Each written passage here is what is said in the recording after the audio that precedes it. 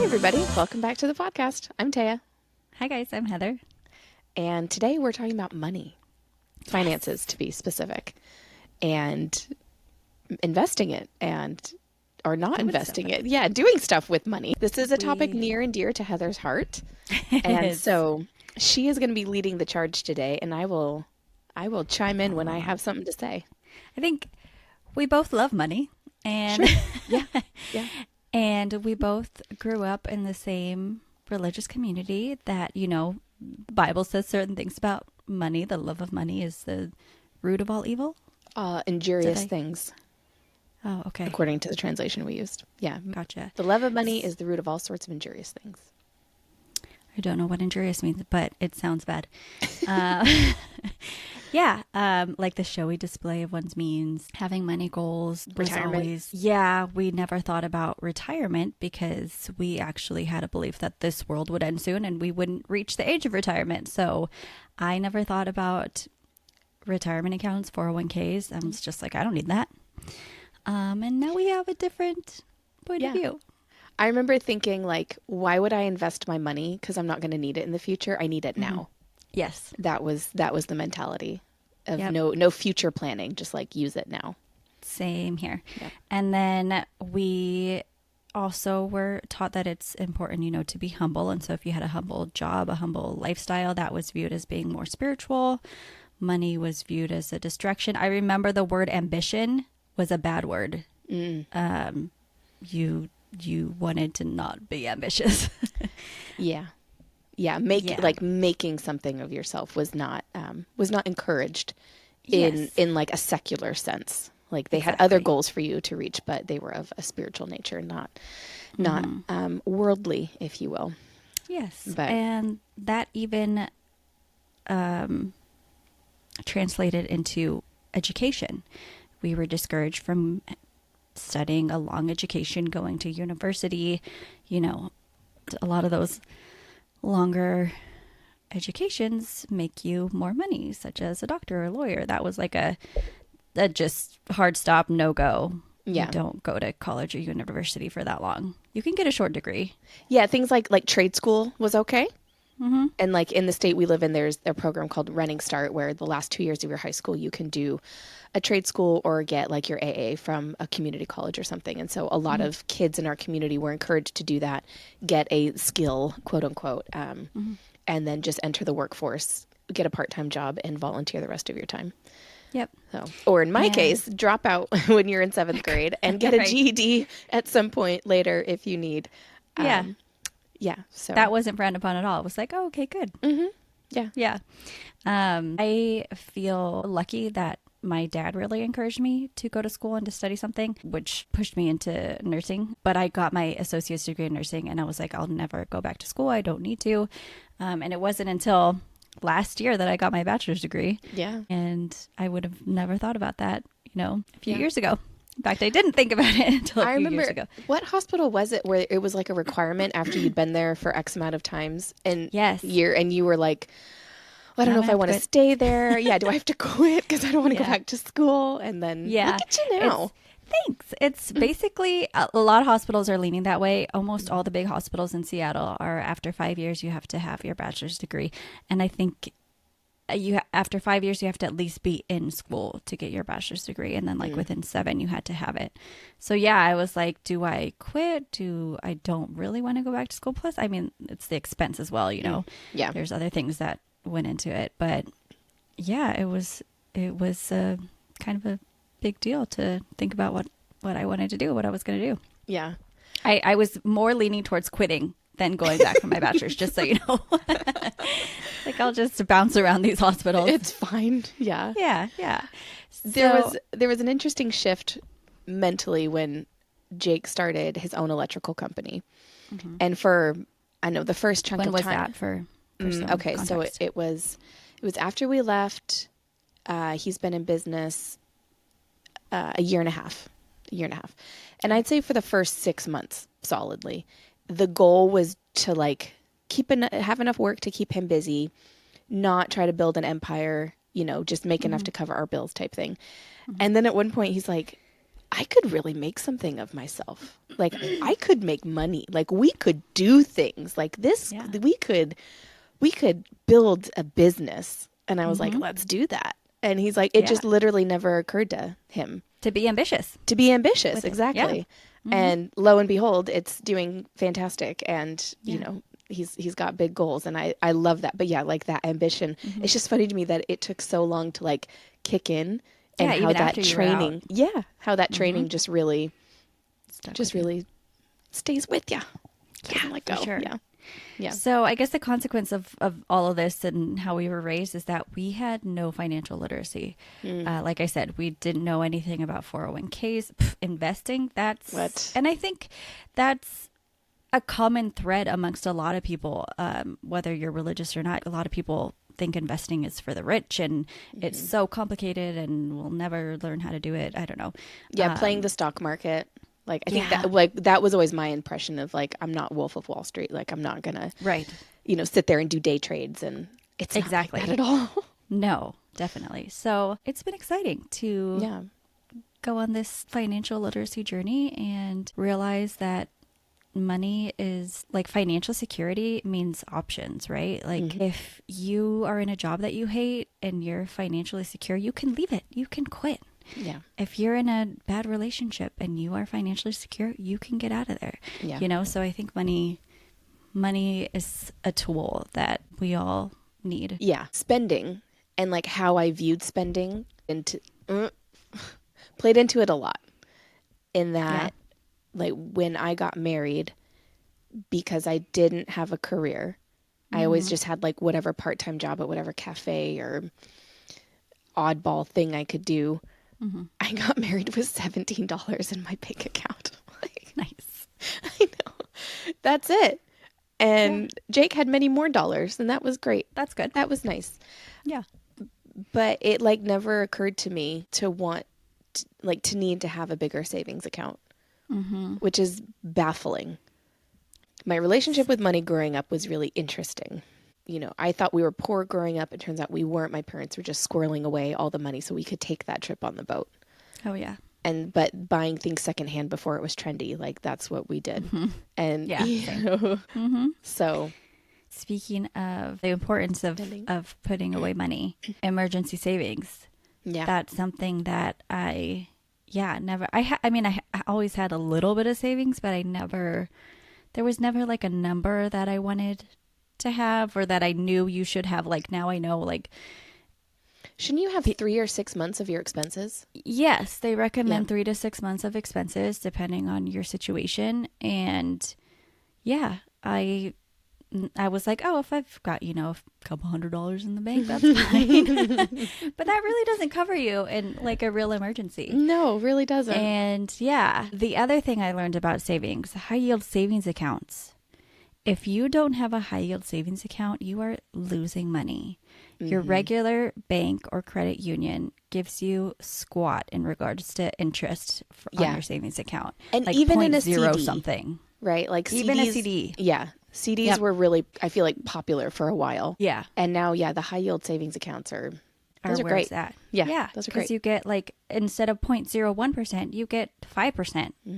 And the more you have in there, the more money you make. I actually turned my dad onto a high yield savings account, and he, I think, made like $500 this year. Yeah. Doing nothing. Your money just sits there and makes money for you. So if you take anything away from this, again, we're not financial advisors. This is not meant to be educational. Yes. But if you don't have a high yield savings account, What are you doing? please get one now. I go through Marcus. I love Marcus. There are lots of other places that you can get a high yield savings account, but don't put your savings in your regular bank account, please. Interesting thing we listened to on a podcast was a lot of these like third party companies, and a lot of which offer a high yield savings account. So make sure you're looking at this, that you're actually going through a bank or a financial establishment, not one of these third party ones. Like there was an app a while ago where they like had you play games and you could rack up all this, and like if you invest or if you put a certain amount of money into a savings account, you would be able to play these games and earn more, like gift cards and all these things. It turns out they were just like a holding space for your money, and they passed your money on to an actual financial establishment, and that middleman went out. And those Yeesh. people could not access their money and they Yeah. lost it. And so, like, just a word of caution, make sure you're actually at a bank, Yes. not a game. The key term I look for is FDIC insured. Yeah. That means if your bank goes belly up, you still have your money. I was telling my younger cousin about a high yield savings account and I helped her set one up. And she was like, my parents don't believe this is a real bank because it's online because they don't have a brick and mortar store. Yeah. And it's online. And I'm like, no, you can trust it. It's Yeah. FDIC insured. Yeah. That's hilarious. Monopoly money. Exactly, right? It's not Bitcoin, although Bitcoin is doing really well. It's not fake money. But yeah, speaking of podcasts, there are so many podcasts that I love on financial just awareness and education. I mentioned Tori Dunlap before. I think her podcast is actually called Her First 100K. She was worth 100K when she turned like 26 or something. And yeah, she's killing it. And then Vivian too is another podcaster that I follow. Her podcast is called Net Worth and Chill. And she's got a book called, what's it called? Your Rich BFF or something like that? No, Rich AF. That's what it's called. Yeah. So those two girls are killing it. Tori Dunlap also has a book called Financial Feminist. Okay. And I've read I both thought of I them and recognized that name. yeah, they're so good. Yeah. And they just make finances simple. If you're afraid of investing, if you don't know a lot about money and how to make your money work for you, I highly, highly recommend those books. Do they share things about getting out of debt? Absolutely. Yeah, because I know that's a big one. Is it not Warren Buffett? Who's the other guy who's like, if you have any debt, you have no business getting a coffee ever? Dave Ramsey. Thank Ugh. you. Yes.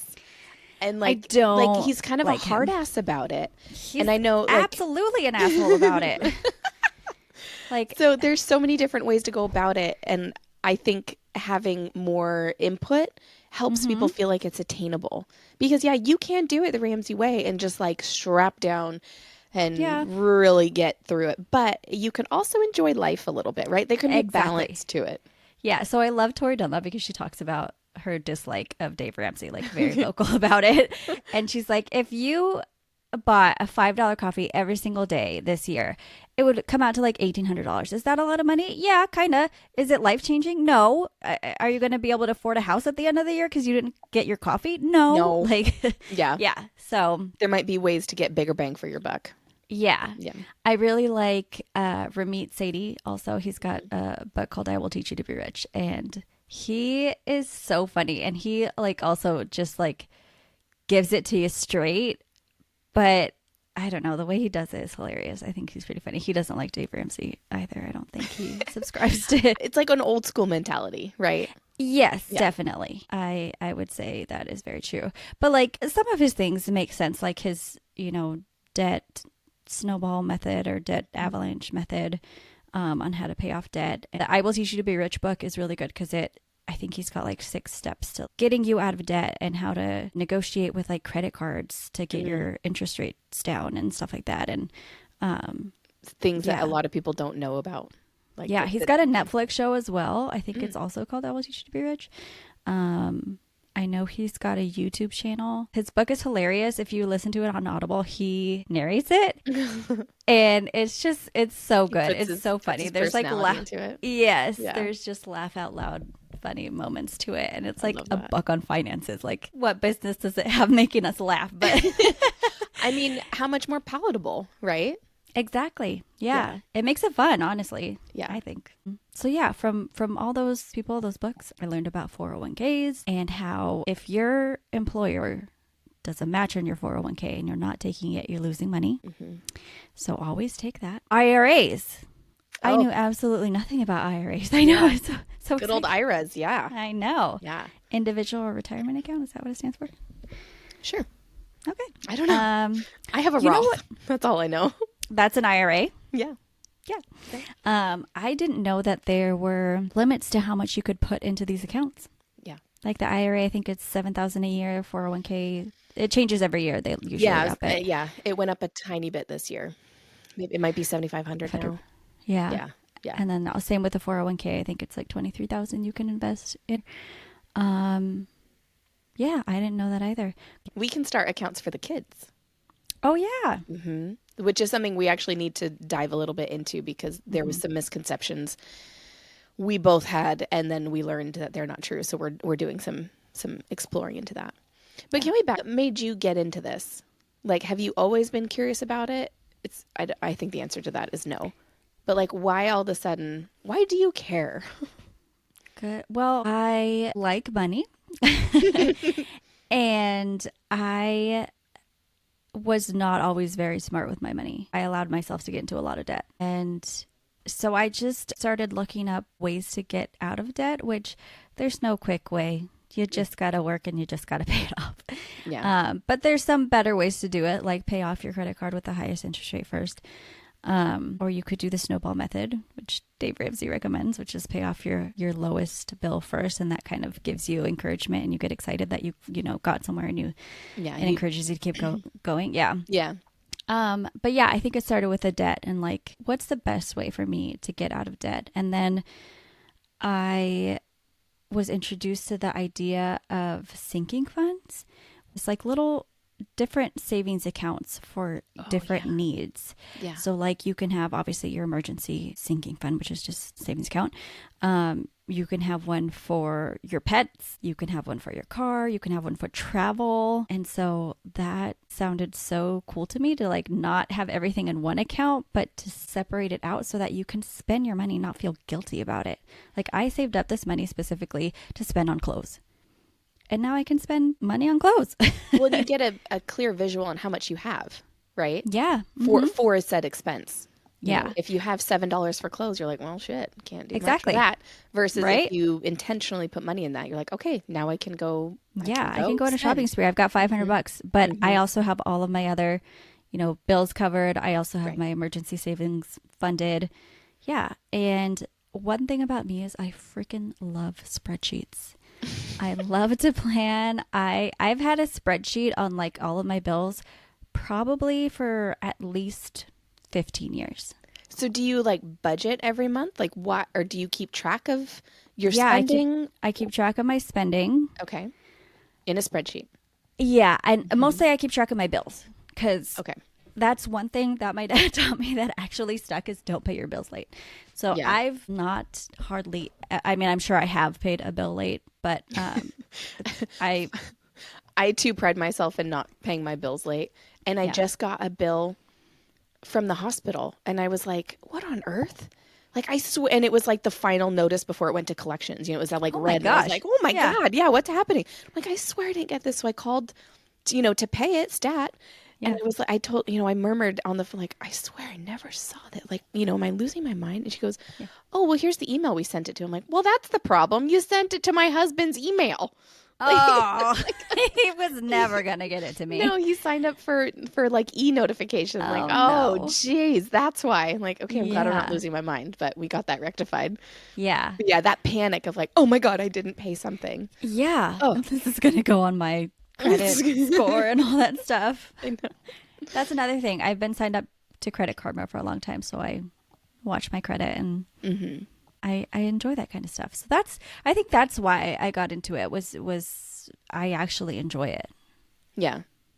Well, and it's kind of fun to play with the numbers, right? Like if you're watching your credit score, what things will build your credit score and yeah. I think another big thing that I believed growing up was that like wealthy people aren't nice people. Like they're probably pretty selfish and it probably turns you into a bad person to have a lot of money. There was definitely some like Scrooge McDuck. Yes. He just like sleeps on his bed of coins. Yeah, absolutely. Yeah. Yeah. But I agree. And now it's like, you know what? The more you have, the more you can help people as well.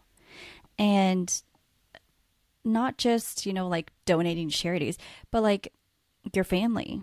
Say you have a family member going through a hard time, like it feels really good to be able to help. Like, yeah, I remember my sister's cat needed some vet work done and I was able to help her out with that and she paid me back. But, it felt nice to be able to do that. I also always assumed if you had wealth, you showed it, right? By maybe like driving an expensive car, having a big house, whatever. Yeah. But that's not the case, right? Like they don't go hand in hand. Like now I know there are people who are financially well off and they choose to not spend it or show it, I should say. Yeah. But they're very intentional with how they do spend their money, whether that's, allocating a certain amount of funds every, year to donating to various things, or they prioritize travel, or, they set aside money for kids' education or whatever. Yeah. But yeah, like just because you have it doesn't mean you have to flaunt it, which is a great Absolutely. thing to realize that like, oh, okay. Yeah, I have thoughts about this. When I see someone with an expensive car, I'm automatically like, how much debt do you have, dude? I'm not How impressed. small is it? That's just what I think. We just passed a Lambo the other day driving down south. And yeah, Jake was like, Lambo. And in my head, I was like, not impressed. Yeah. Don't care. Looks like someone sat on it. Yeah. They do nothing for me. Yeah, same for me. Cars aren't my thing. Yeah. And also like expensive handbags. Yeah, I know same. there's certain things, but like give me supplements, I'll spend a shit ton on supplements. I don't like, and it's Yeah. got to be a personal preference thing. But yeah, like an Right. expensive bag. Yeah, it doesn't And do a whole lot. I've heard Coach has really gone downhill. Sorry, I had to. Yeah, that was a good one. Yeah. No. So I got a Coach purse for my birthday. Edwin bought me one, and we got like $200 off of it. And I think I'm more proud that we got so much savings than that I actually got the purse. Yeah. Yeah. But anyways, if you love purses and you love to spend your money on purses, save up and buy those damn purses. Like that's one of the things that I love about roommate Sadie is that he's like, save your money. He's got this term that he says all the time. He's like, crap, I can't remember it. But it's basically save really well on the things that you don't care about, and then spend however much you want on the things you do care about, so that you have that balance, like if you don't care about designer bags, don't spend your money on a designer bag. Save your money for supplements. To be clear, I don't love supplements that much. I don't spend that much on them. Jake would argue that, but Yeah. So about the expensive cars and stuff, for Meet Sadie, he drives like a old beat up Honda, and he rents his home. He doesn't own his home. And he said, he lives in a nice neighborhood. He's a multimillionaire, and someone called the cops on his like hideous Honda because they're like someone homeless left their Honda in our neighborhood. I like that mentality though, because there are certain we drive an older car. It works fine. I'm not worried about upgrading it. It doesn't need to be the best. It gets us where we need to go. I would so much rather travel. Like that's what I want to go do instead. So I like that. Spend on what's important to you and save on what's not, because that's an easy thing. Jake and I have always done budgeting. We've tried to set like budgets, like the traditional ones, and we just don't do well with people us telling us how much we can and can't spend. We rebel. So that doesn't Against work for us. yourselves. I know. What gives? But instead, like when we were saving up for a down payment for the home, we tracked our spending at the end of every month. So in the first, we would sit down, Jake would read off from every credit card, every debit card, every account we had. We would read off what we did. And I did it in 5 categories. We had like utilities, groceries, Costco, Amazon, and like miscellaneous. And we would go through, and then I would tally, and we'd see how much we spent. And then, over the months we would compare and contrast and look at like, okay, this month we did spend more, but we bought a half a cow, or we did this, and saves us in the long run. But it kept us accountable, because we knew at the end of the month we had to fess up to what we bought. And there was a month where Jake got like breakfast every day out or something, and I was like, that's a lot. And he's like, yeah, okay, I feel that. But this, I did the same. My Amazon order was like through the roof one month, and so it's like, oh, okay, I got to calm that down. And then it made you conscious when you were going to buy something, for instance, on Amazon or online, where it's like, okay, do I need this? Will I be comfortable explaining my purchase or justifying it? Is this something I need? Yeah. And like even groceries, we looked at our grocery bill and realized that like, ooh, okay. It's so easy to overspend on groceries. Well, and at that time we were drinking, and I could not believe what purchasing alcohol does. Alcohol's so expensive. And then like so the 3 expensive. different taxes on it. It's crazy. Makes me angry. Yeah. But yeah, that method worked really well for us. And every time we're like, okay, we need to, save, we want this or we want that, we'll buckle down and do that again for a couple months. And it's a different way of budgeting that I've never heard anyone else do. And I think it works for certain personality traits. And, but like if I only have, $400 to spend on groceries, like screw that. No, I'm not like, Yeah. I can't, that's not how I roll. I'm not going to be like, well, sorry kids, it's only rice for you. Yeah. Right. You had blueberries last week and now we can't afford them, but yeah, I think the accountability, and if you have someone who can keep you accountable is important. I just saw this quote yesterday that was like, what part of I don't want to spend more money don't I understand? Come on, self. Yeah. I know. It's so true. But yeah, going through your expenses, that's smart to do that, like with your spouse. Like, oops, I bought a knife that could cut a penny because it's on Are you talking about Cutco knives on on the infomercials? Exactly, yeah. Maybe I do need a knife that can cut a penny. Yeah. And like I'm a sucker for like targeted ads, Instagram influencers. Like this thing, I just literally just brought bras yesterday because I was like, I need them now.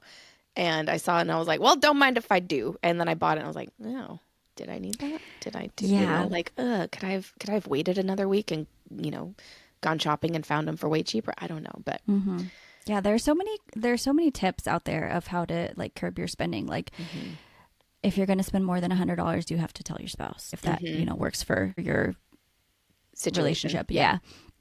Or if you really want something, wait a week for it. And if you're still thinking about it, then allow yourself to get it. And if not, then, or put whatever money you were going to spend on something in your savings account instead. If it's something you didn't really need. There's an influencer, I think her name is Jordan Page. She has like 10 kids. But she talks a lot about finances and obviously they have a lot of expenses. And she does like a semi-monthly or something like that. Anyway, she does a week spending freeze where you have one day a week where you can get all the things you need for the week and then your card goes away and you don't purchase anything for the week. That's smart. That's a really interesting game to play with yourself. I've done it once or twice and I realize like how often I pull my card out. And like you just don't even stuff. Yeah, you nickel and dime yourself to death. Like, it's only $20 $1,000 ago. Yeah. Oops, Yep. Yeah. But I really liked like that's popped into my head. Or she did like shopping your pantry. And so instead of, grocery shopping, like, well, I need 18 ingredients for every meal this week and you have a massive grocery bill. Shop your pantry first and be like, okay, well, I have a bunch of this, this, and this because they were on sale. So I stocked up. Let's shop that. And save money on the grocery bill for the week. Yeah. Now I only need 2 things to make this meal. Exactly. And like it's little things like that that have made a world of difference, especially having children who don't ever stop eating. Yeah. I've heard. Yeah. Oh my gosh. Yeah. And 10, I can only imagine those grocery bills. I know. Oh my God. That's crazy. Yeah. I frequently forget what's in my freezer. And then I go and I buy stuff and I put it in the freezer and I'm like, oh, I already had one of these.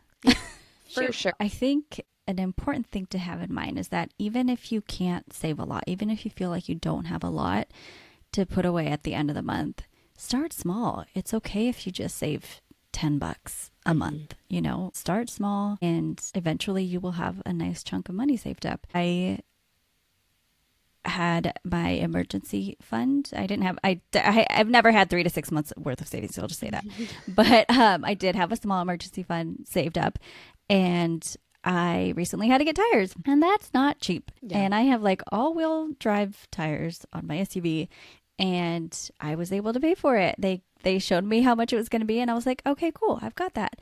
And it's, winter's coming up and I was like, you know what? I'm really proud of myself because I saved the money for an emergency, which is kind of was. Yeah. And I had the money for it and it feels great. On the other side of the coin, Edwin's truck broke down one time and we had to get it towed like like half a mile. Oh, they rob you. Oh, they rob you. It was like $400 to get him towed. And I'm like, we almost could have pushed him. Like that's how close the freaking mechanic was. Yeah. And we had to charge it because we didn't have money saved up and that feels really crappy. So yeah, start small, put away just a little bit if you can every month, every week. It's never too late to start saving. It's never too late to learn and improve your finances. Yeah. One thing I need to tell people because I didn't know this. An IRA is just a glorified savings account. You have to invest that money. You have to go into your account and choose an investment, which index funds, invest in an index fund. You don't have to invest in like a single company. Yeah, I didn't know that. I was like, oh, well, I guess I have to, pick Apple or something. No, an index fund is a group of a lot of companies and they're proven to make you money in the long run. So invest in an index fund. But yes, if you have an IRA, please it's not done. Yeah. It's not done. You're not done. Yeah. Yeah. Because there are sad stories about people that have had, I know, people imagine? that are ready to retire and look at their account and it was just a savings account because they never invested the money. Yes. It's heartbreaking. Honestly, when we do like a big dump at the end of the year, and that is my favorite part, is going in and like choosing my index funds. And I try to do like some low risk, maybe a little bit of moderate. And I have one high risk that I'm like, okay, I'm willing to play with that amount of money. Yes. Yep. But the rest of it, I'm just going to like, you're better off time in the market beats playing the market. Absolutely. And so like, yeah, the majority of my money is in low stuff. It's growing. It's not much. It's not exciting. My high. But in 20 years, it'll be. Exactly. In 20 years, it's going to be something.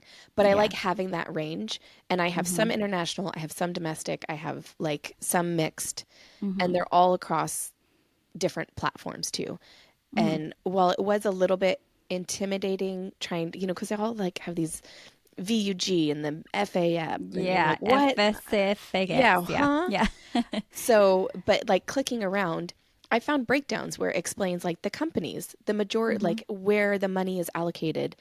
Is it 0.02% into Apple, or is it 2% into Apple? Is it, and it broke all that down. And I kind of nerded out with it. I told Jake, like, it feels like I'm playing with fake money. And he's like, this is real money. Right. Don't get carried away. Don't get crazy. Yeah. But it doesn't even have to be that complicated. Like you can pick all of the major investment firms like Fidelity, Vanguard have target funds. You can put all your money into a target fund. You pick the date that you expect to retire, 2055, 2060, whatever it is, and they will invest the money for you. So they will calculate like how much of it needs to go into a low risk account, how much can go into a higher risk index fund, and so they can do it for you. Yeah. To get the most bang for your buck. That's what they do. Yeah. Yeah. And that's a really surefire way. Like if it's so overwhelming, you just don't have the desire to learn, that's okay. But let people do it for you, please. Yes. Yeah. And also on that note, don't pay a financial advisor. Like if they have a set fee to help you, to set things up, fine. And you feel like it would be of good benefit to you, absolutely. But if they have like a 1% fee, that can turn into tens, hundreds of thousands of dollars. It's shocking. I had no idea. You look at 1% and you're like, that's nothing. But no, it turns into a whole lot of your money. And time and time again, it's been proven that people that just invest in a low cost index fund like the S&P 500 make more money than people that had a financial advisor investing for them. Yep. So. Yeah, because I feel like you're leaving it up to human error. Yeah. And they may make it big, but they may Nobody not. can time the market. Yeah, it's a can gamble. tell you. Yeah. I am looking forward to having a retirement, because that is something I know many adults, including my parents, who have no retirement, and because they didn't, because the world was supposed to end, and so now they're in their 60s and still working full time, and just now trying to get ahead, and like that is terrifying to me. Yeah, that's so sad. It's very sad. But, there's a lot of people don't invest for a lot of different reasons, but I think it's something that's so simple to do. Yeah, it really is. Oh yeah, talking about financial advisors, like we have accounts via Vanguard. They offer free financial advisory, like meetings. I think you get 1 or 2 or something. Yeah. And to ask those, like, okay, I have a few targeted questions, and then I'm going to leave it up. But they don't have like an ulterior motive. They're paid a salary. They don't need your money. Yeah. And it feels like an easy person to go to with that. But if you are with some of those bigger firms, they might have something that they can offer you for free for even a one-time consult, and that might be worth it for you. Yeah, absolutely. One other book I want to recommend, I think this was the first financial book that I read, The Simple Path to Wealth, and by J.L. Collins. And he's like considered like the godfather of index funds or something. I don't know. He's been in the finance game for a long, long time. Yeah. And I listened on audio. I listened to most of my nonfiction books on audio. I don't know why. Because reading it makes my eyes fall out of my head. Yeah, maybe. But he narrates it. He's got such a great voice too. He's been on a lot of podcasts. There's a podcast that I also like called Choose FI, which is financial independence. But yeah, The Simple Path to Wealth it's not a super long book, and it just makes it so simple. Hence the name of the book. Yeah.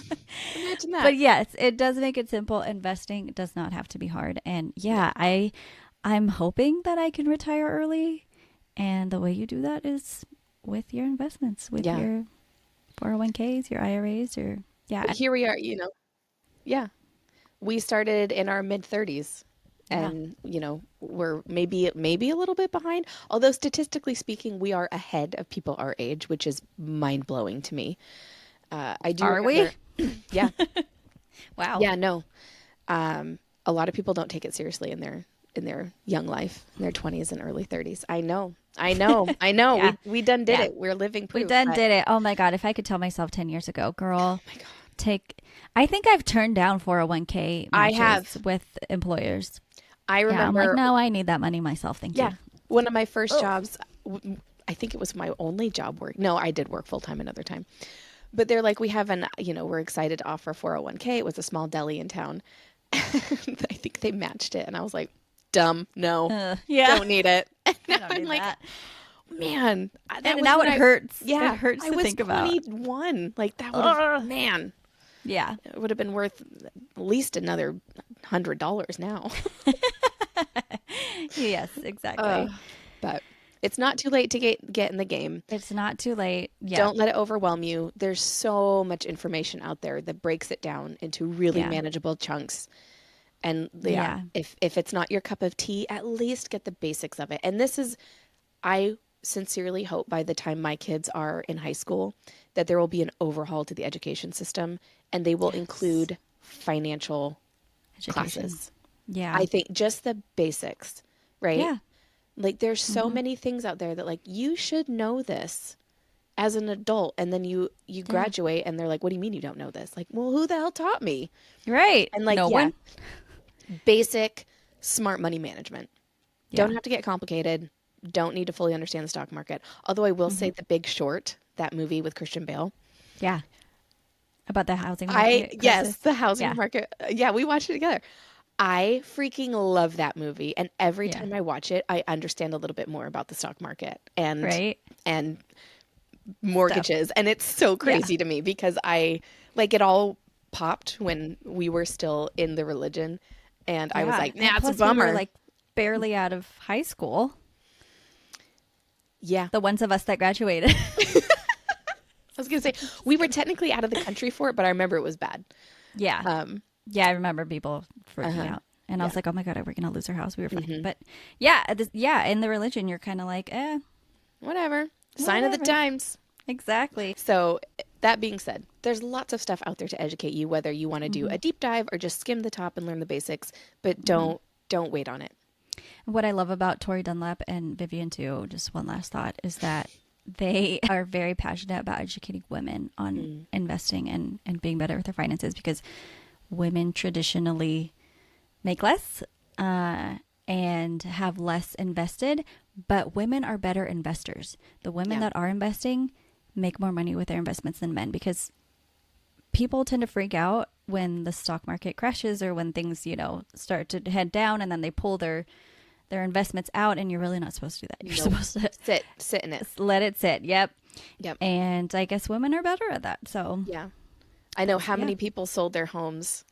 Yeah. When the stock, like my dad sold his house. It was a short sale. He was he didn't make any money, and that house now would have probably be worth 3 times what he sold it for. Yeah. And so, yeah. I feel like the housing market is a whole nother topic. Oh my gosh, It's whole so nother crazy. topic.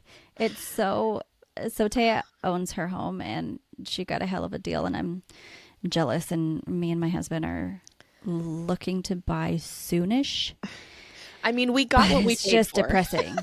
I mean, yeah, but you had like I would. That's my dream, is to have a fixer upper, and you guys have done a beautiful job with your home, thank you. and Yeah. now you own a nice house, and it's nice. Well, and the kicker was the neighborhood in which we got this home. It was an inside Yeah. deal. It was a family member, and they sold it to us as is, knowing it had a huge list of things that needed to be done, Yeah. and that was wrong with it. Like, it has the original asbestos siding, so no one touches it.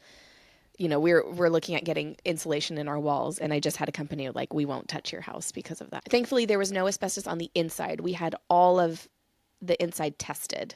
We Okay, got these like cool kits and did that, so anyway, we were safe. Yeah. But going with okay, so the neighborhood we bought in is very desirable, and so no matter at what point we sell, we will make a profit on this house because it's the neighborhood.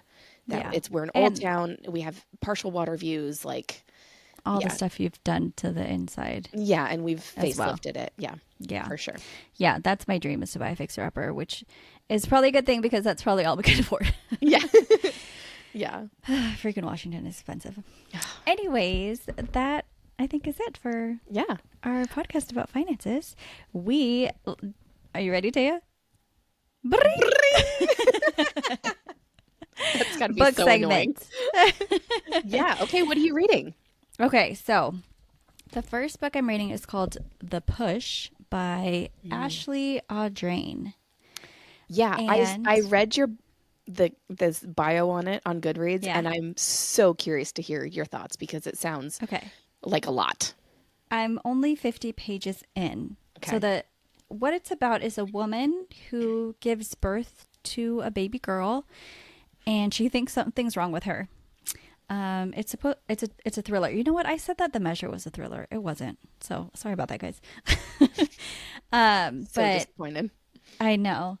But motherhood is not what she expected. She doesn't feel a real bond to her little girl, and then she thinks something's wrong with her.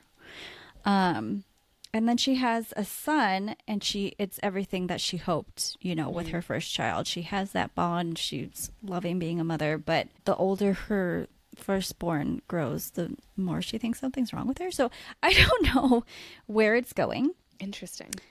Again, the writing is like just really clipped and like these short sentences. I don't like that. I want a full-bodied story. I don't know. But I see why they do it. Like you said, like it kind of gives you that little like angsty, like, oh, what's going on? Okay. And then my other book that I'm reading is a fantasy called A Fate Inked in Blood. Oh yeah. How is it?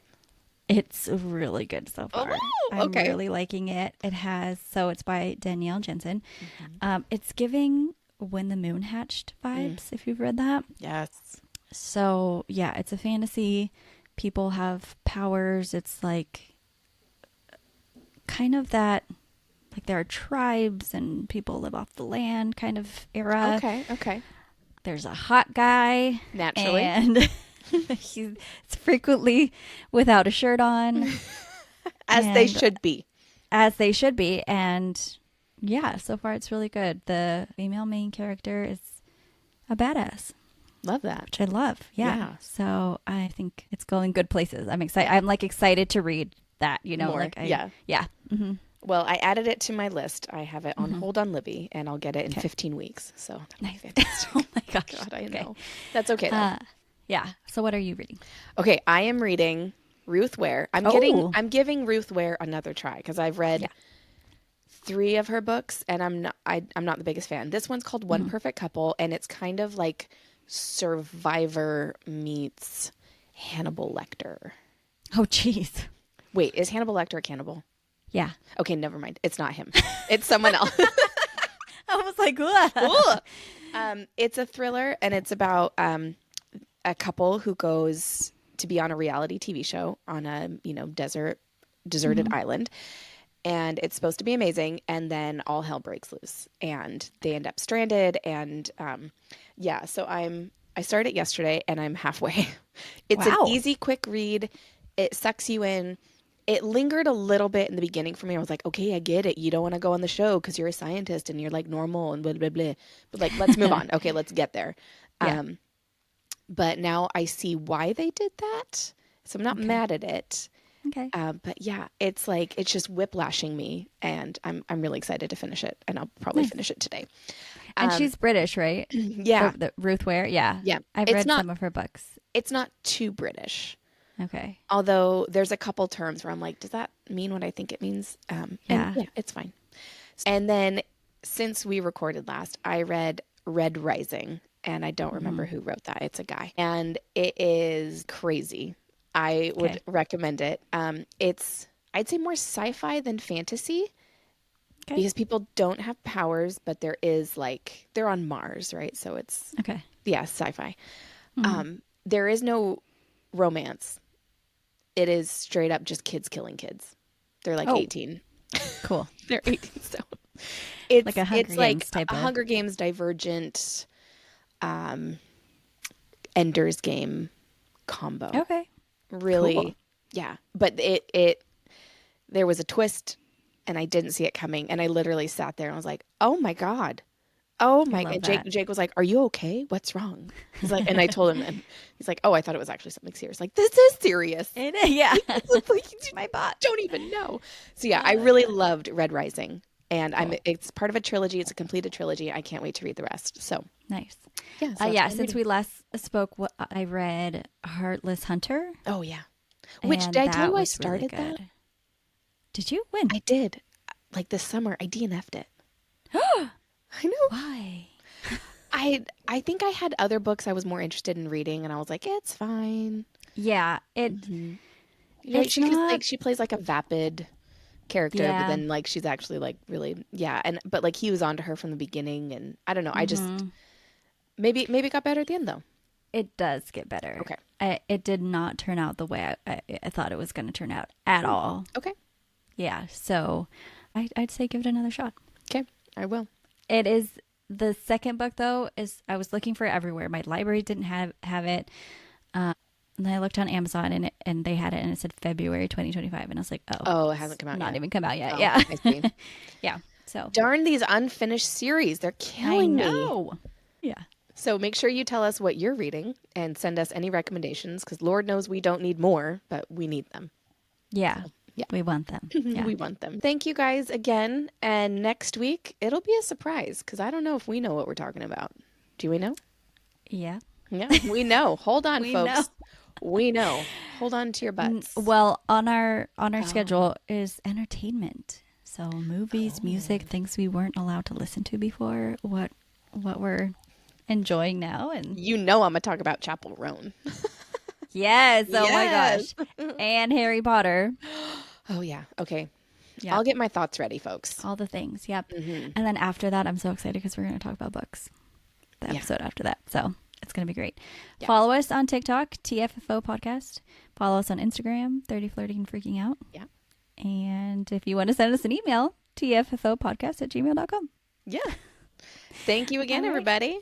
Thanks. We'll see you next time. Bye.